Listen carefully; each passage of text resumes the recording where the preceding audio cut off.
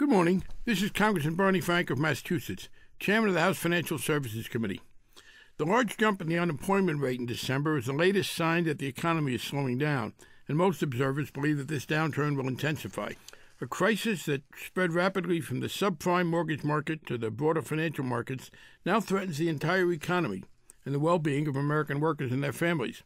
This week, the Federal Reserve reported that in addition to major weakness in housing markets, manufacturing activity was down in most areas, and consumer spending during the holiday season was disappointing.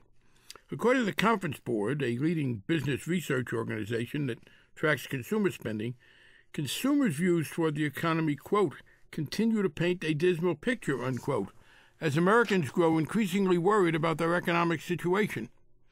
Worse, this economic downturn comes after a period of growth that failed to benefit the majority of Americans. In fact, wages for workers are actually down in real terms since 2001, and income inequality has reached levels not seen since the 1920s. In early December, Speaker Pelosi convened a meeting with a broad range of economic experts, and they urged us to begin preparing a stimulus package. We've been hard at work. As the President acknowledged yesterday, the need for action is now undisputed. So we should act together, and we should act quickly. In terms of immediate stimulus, Democrats stand ready to work with the President and congressional Republicans to put together a bipartisan package, including tax rebates for most Americans and one-time increases in programs directed at those who are bearing the heaviest burdens in this economy. Economists agree that middle and working-class people are most likely to spend that money in a way that will effectively stimulate the economy and create jobs.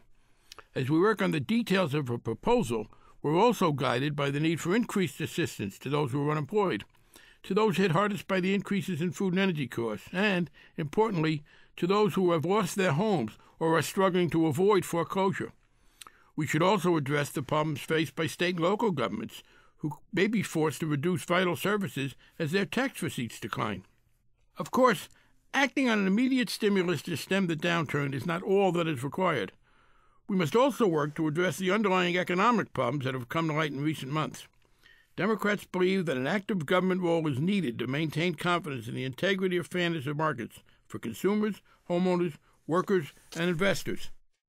The free market system is the foundation of our prosperity, but as we confront the damaging consequences of irresponsible mortgage lending, all but a few zealots now understand that enforcement of standards of honesty, openness, and responsibility is necessary to prevent the sort of abuses that have brought us to the present crisis. It appears that this anti-regulatory tide may at long last be turning. In 1994, a Democratic Congress passed the Homeowners Equity Protection Act, giving the Federal Reserve the power to regulate all home mortgage loans.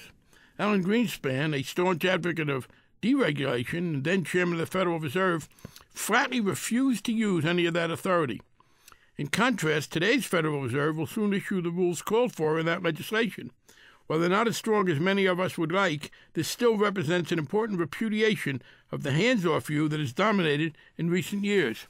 While some continue to argue that government efforts to address problems in the marketplace will damage the economy, the evidence is quite clear that growth in the private sector is consistent with a great variation in many aspects of public policy, such as taxation and regulation.